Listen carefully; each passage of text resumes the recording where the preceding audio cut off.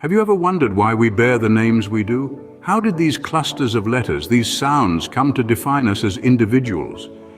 Names, they're more than just labels. They're a reflection of our heritage, our culture, and our individual identities.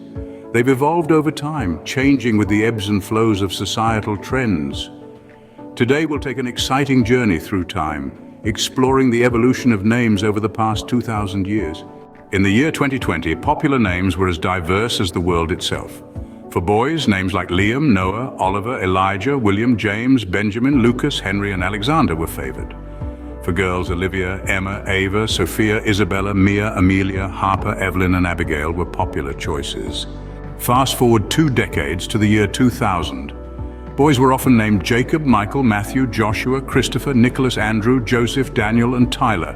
Girls were likely to be called Emily, Hannah, Madison, Ashley, Sarah, Alexis, Samantha, Jessica, Taylor, or Alyssa. Rewinding to the year 1900, we find a different set of popular names. For boys, we see names like John, William, James, George, Charles, Robert, Joseph, Frank, Edward, and Henry. For girls, Mary, Helen, Margaret, Anna, Ruth, Elizabeth, Dorothy, Alice, Marie, and Florence were favored.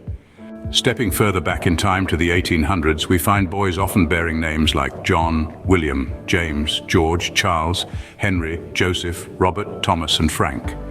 Girls were frequently called Mary, Elizabeth, Sarah, Margaret, Anne, Emma, Catherine, Clara, Alice, and Florence. In the 1700s, boys' names were often John, William, James, Thomas, George, Samuel, Joseph, Benjamin, Robert, and Charles. Girls were named Mary, Elizabeth, Sarah, Anne, Catherine, Jane, Margaret, Alice, Martha, and Eleanor. The 1600s saw boys bearing names like John, William, Thomas, James, Robert, Richard, Henry, Edward, George, and Francis. Girls were named Mary, Elizabeth, Anne, Margaret, Jane, Sarah, Catherine, Frances, Alice, and Grace. In the 1500s, boys were commonly named John, William, Thomas, Robert, Richard, Henry, Edward, James, George, and Christopher. Girls were often named Mary, Elizabeth, Anne, Margaret, Catherine, Alice, Jane, Agnes, Eleanor, and Joan. In the year 1000, we find names deeply rooted in religious, cultural, and regional influences. Boys were named Elfred, Ethelred, Wulfric, Leofric, Edric, Godwin, Harold, Sigibert, Sineherd, and Ethelstan. Girls were named Elfgith, Wulflad, Ethelflaed, Godgifu, Elfgifu, Githa, Ethelthryth, Elflaed, Eldgith, and Elfwin. Around the year 0 AD, boys were commonly named Marcus, Gaius, Lucius, Quintus, Titus, Julius, Augustus, Octavius, Flavius, and Aurelius. Girls were named Julia, Livia, Flavia, Cornelia, Aurelia, Claudia, Octavia, Agrippina, Antonia, and Domitia.